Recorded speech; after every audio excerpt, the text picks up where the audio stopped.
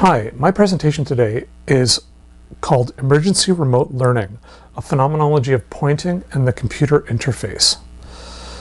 Emergency remote learning refers to the learning arrangements and teaching arrangements that were made at the beginning of the pandemic and that continued in some cases for up to a year or more afterwards.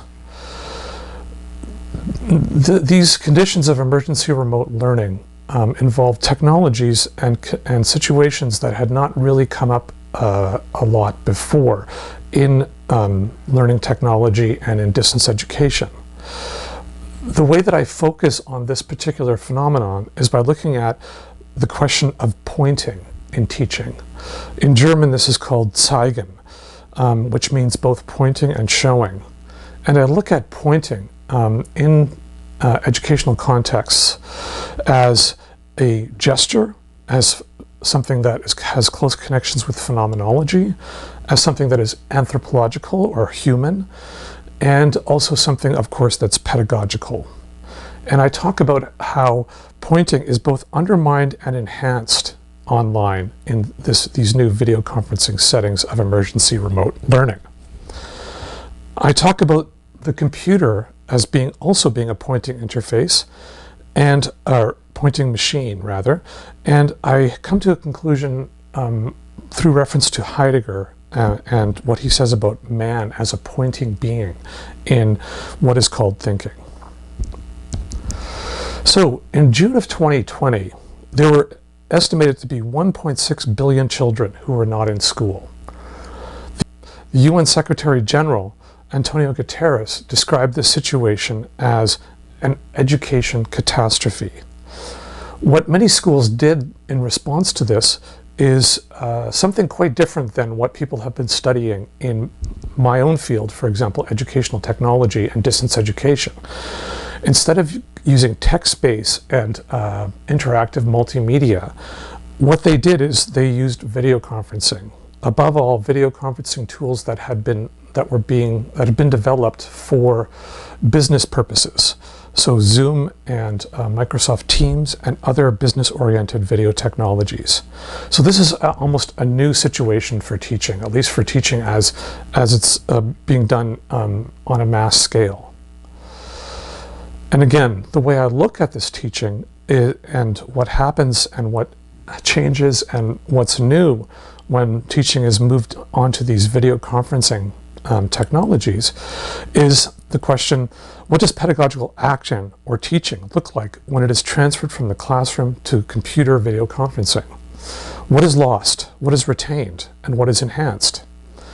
And as I mentioned, I'm going to answer this by focusing on pointing, or Zeigen, as it's called in German.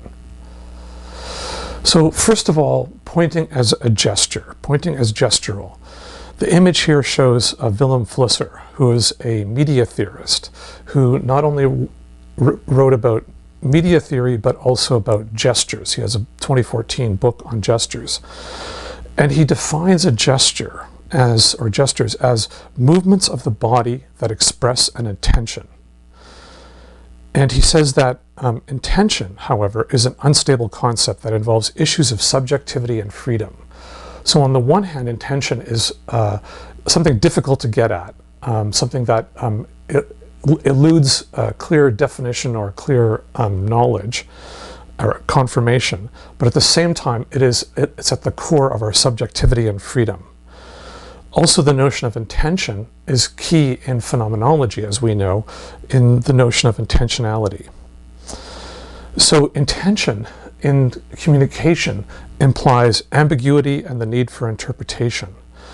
And in this context, and also thinking about phenomenology, we can say that to point or to demonstrate or to show is, in this sense, to show something as something, to intend that one direct one's attention in a particular way, to highlight and differentiate something from the background. Those all would be the kinds of things that happen in pointing as a gesture. Pointing is also deeply anthropological. In other words, it's many researchers in anthropology seeing it as being exclusively human. Only humans point. And also seeing it as being universal. among humans. And indeed, studies have shown that physically pointing out things in the world is common in all cultures.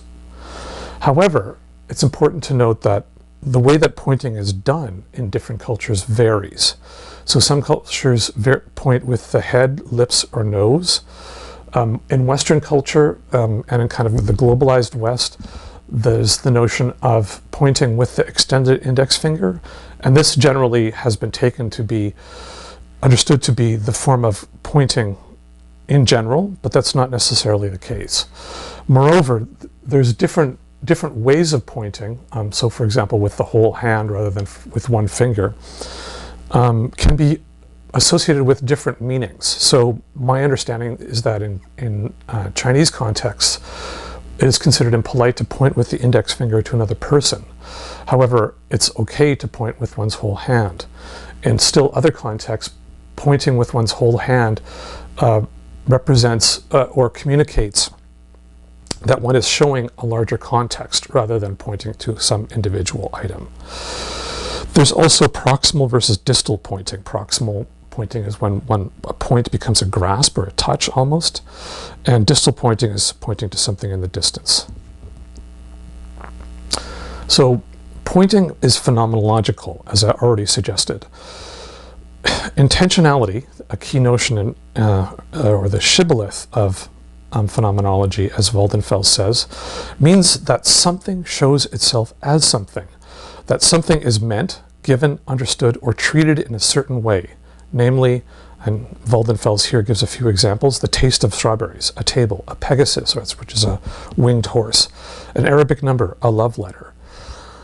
So intentionality and the act of pointing both help to, or work to, show something as something. So a piece of paper on a table with some writing on it is not just simply a physical object in the world. In the way that we structure or the way that experience is structured intentionally through intentionality, it then becomes something intrinsically already meaningful. And the example of a love letter might apply for illustration. The word phenomenology, as at least Heidegger defined it, means to let that which shows itself be seen from itself. So phenomenology itself is a kind of showing something as something, or allowing something to show itself as something. That means that phenomenology can be understood as a kind of self-showing, a self-pointing of phenomena in an effort in understanding being or ontology. So, and moreover, one could say that showing and pointing is part of our essence as beings, particularly as beings, as Heidegger says, who are concerned with our own being. So pointing is pedagogical. Klaus Prange is the person who is most associated with this idea of the pedagogy of pointing and the pointing as something pedagogical. He claims that the outstretched or raised index finger can be seen as the basic gesture of educating, and that without the index finger there can be no education. Now, Prange here is falling into the mistake of thinking that all pointing happens with an extended index finger. However, his more general point is quite compelling. It seems quite reasonable that without the idea of somebody pointing out something in the world to somebody else, there would be no education. And it's interesting that the pointing gesture in that description fits with what is known as the didactic triangle, where you have a teacher or an educator, somebody who's being educated, and something in the world. So a pointing context literally sets that up or takes that triangular form in the real world. Prange talks about three types of pointing, at least three types of pointing that are pedagogical. The first type is enjoining or appellative pointing, pointing with the raised index finger into the air. And it corresponds, according to Prange, to education as evocation, to evoke something. It can accomplish the acquisition of a particular attitude or position. That's what this type of pointing is associated with, according to Prange. And an example of this would be the opening page on Johann Amos Comenius's Orbis Pictus, which is one of the first picture books for children. Here we see an old man with an extended index finger, and the child is actually imitating that gesture.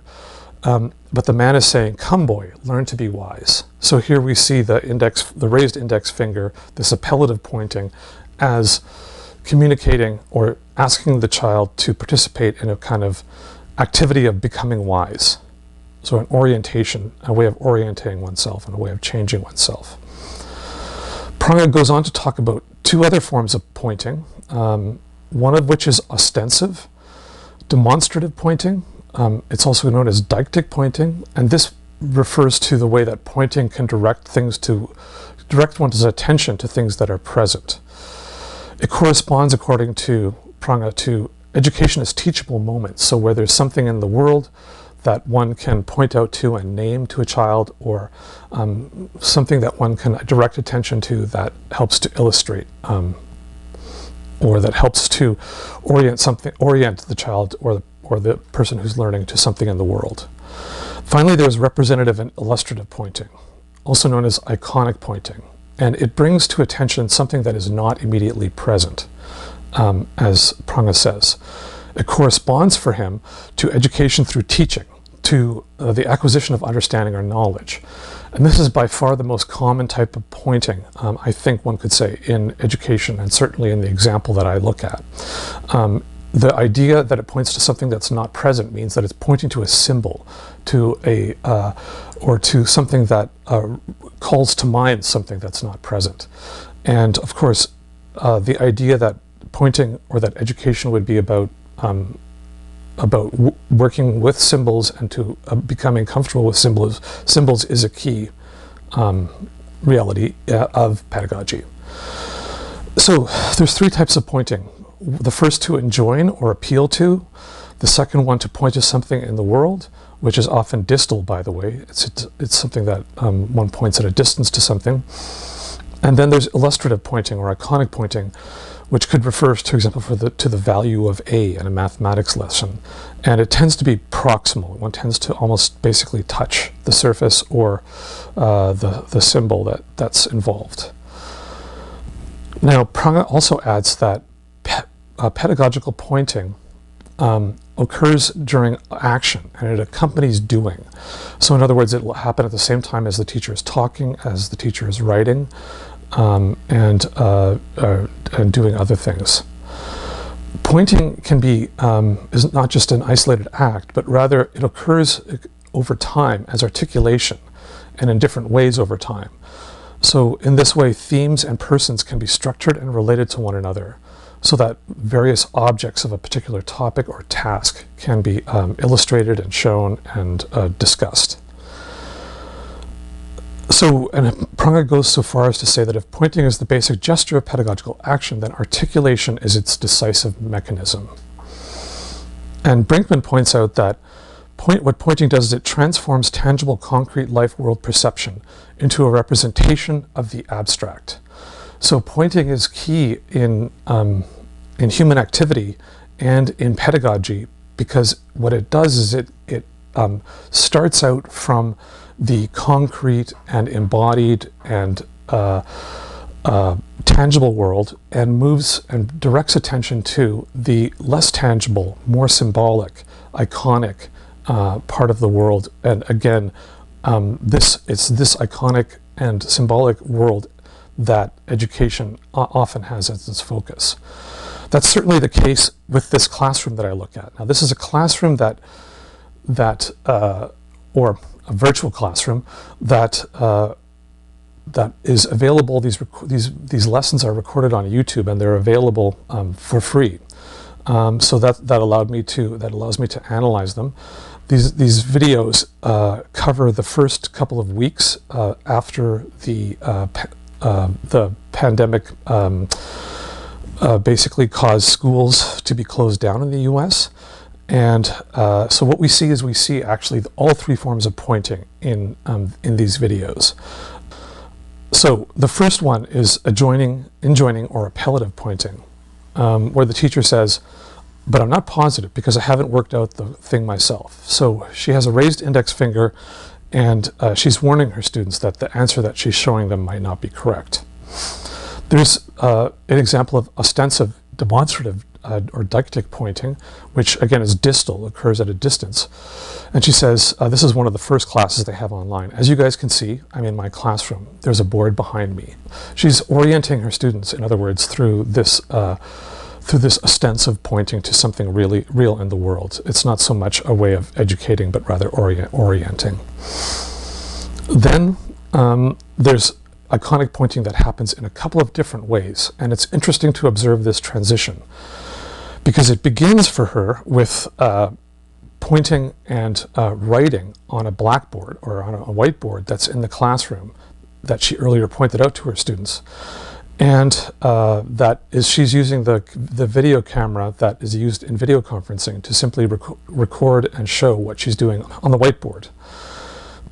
So she says, so again, I go from the axis of rotation to the outside edge. And what she's doing there is she's mixing pointing with writing.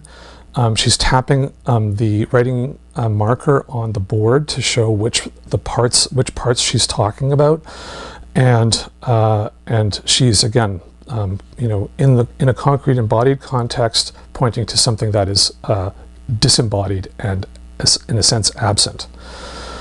However, this changes after the first week of teaching during the pandemic, and what the teacher is doing now is again involves an iconic, representative, illustrative pointing, but she's showing a worksheet on the video conferencing system, and I just want to play a brief video that shows what's happening here. In terms of having issues being able to do things.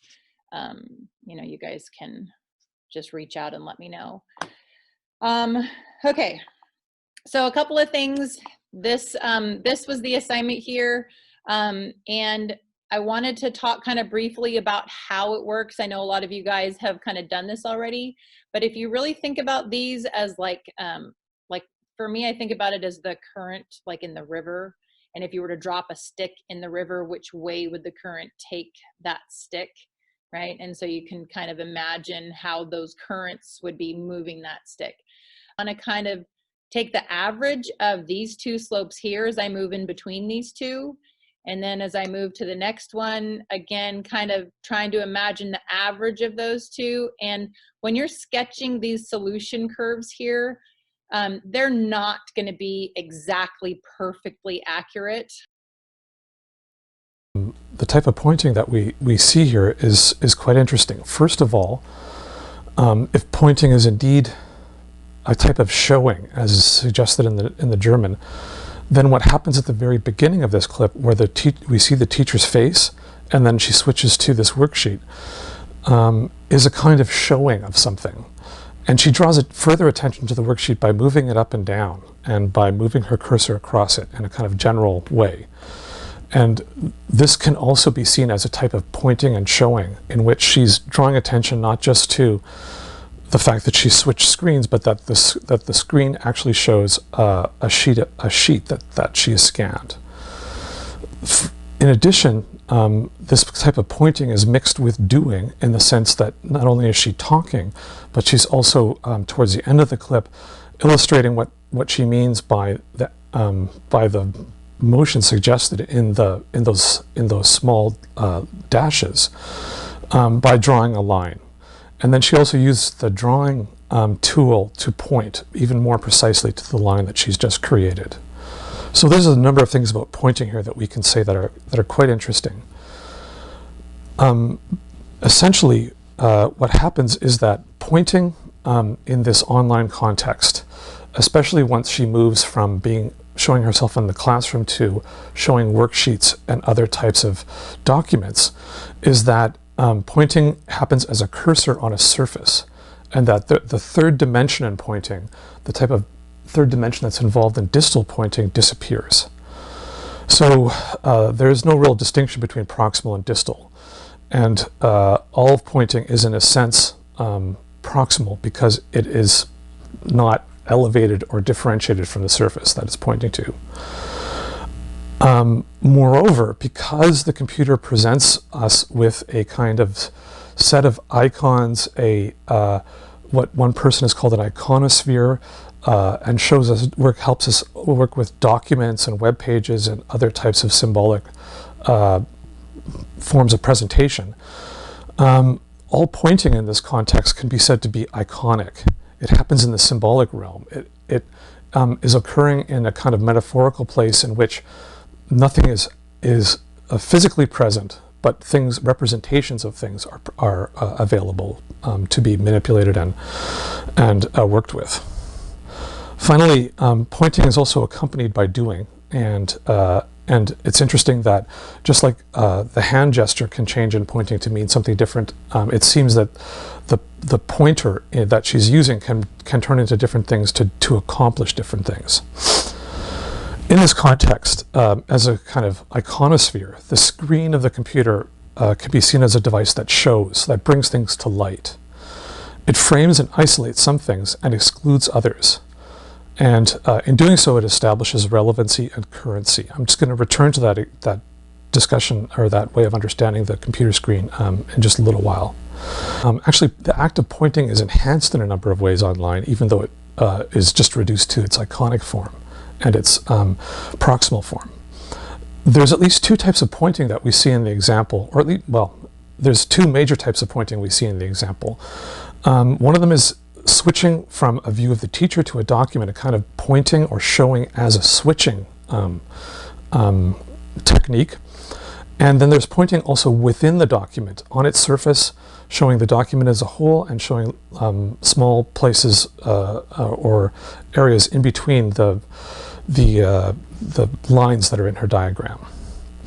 Pointing is also articulated. It's happening in a sequence with switching and other types of pointing.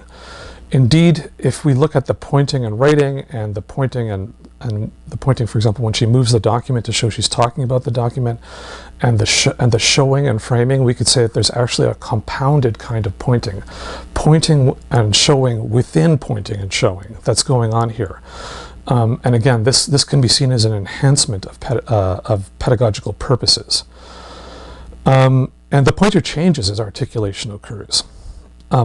So what's emerging is a kind of pointing on the computer interface in teaching as a conventionalized form of different pointing and clicking or tapping operations that can be used consistently across platforms. The teacher, I haven't shown them, but the teacher looks at web pages and also looks at,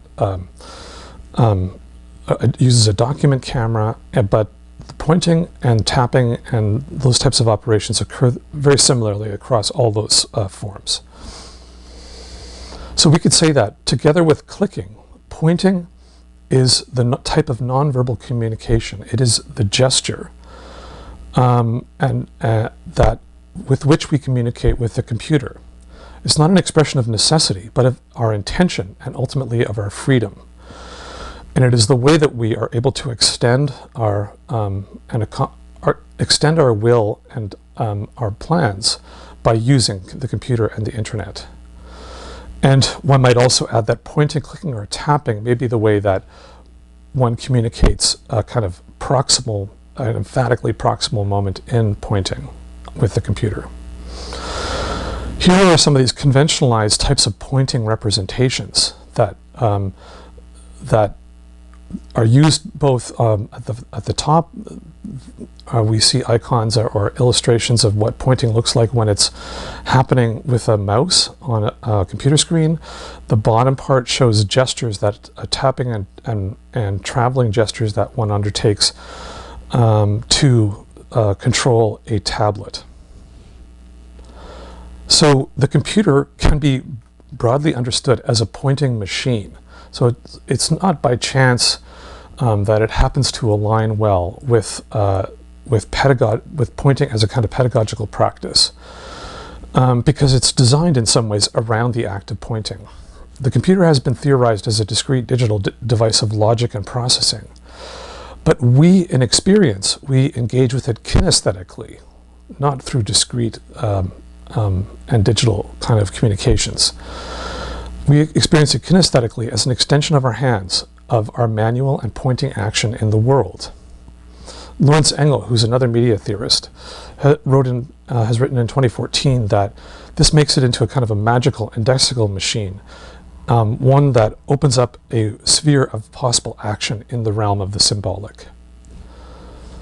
Here's what Engel says: the computer is not only, and maybe not so much, a discrete or digital machine, but far more precisely, it's an indexical machine, and hence a magic tool. And it's magical because it precisely allows us to communicate through gestures. So, and it's able to interpret those gestures and in some ways operate then as an extension of our physical being, our hands and our arms and our ability to manipulate. It is magic because it's an indexical device. It serves as a tool of articulation and addressing, directing, even acting in the iconosphere, the sphere of images.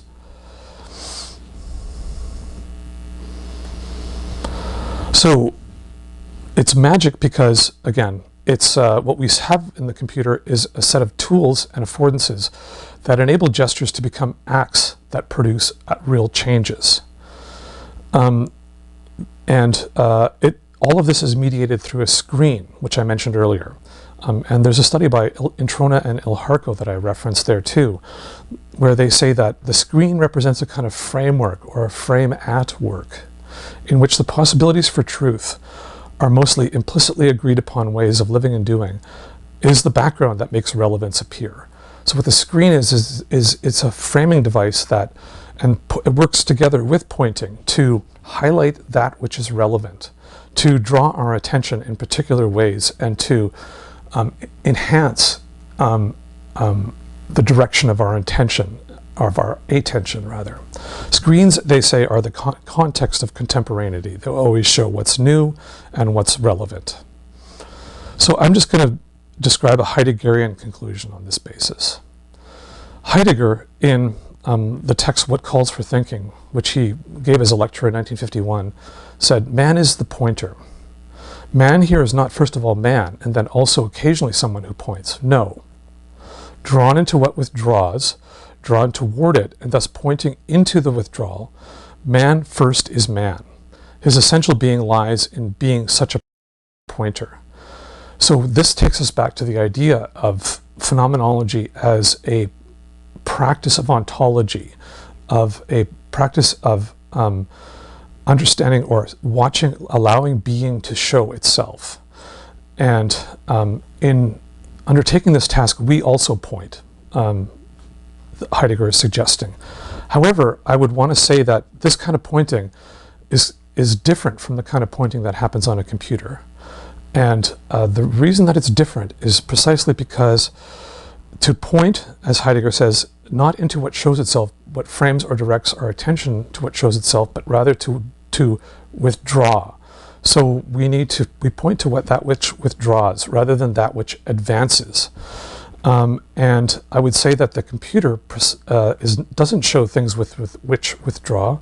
And in this way, we can see, I guess, the limitations, the pedagogical limitations of the computer in not being able to highlight and draw attention to precisely those things which constantly work to exceed our grasp and which Heidegger understands as our very being. Thank you.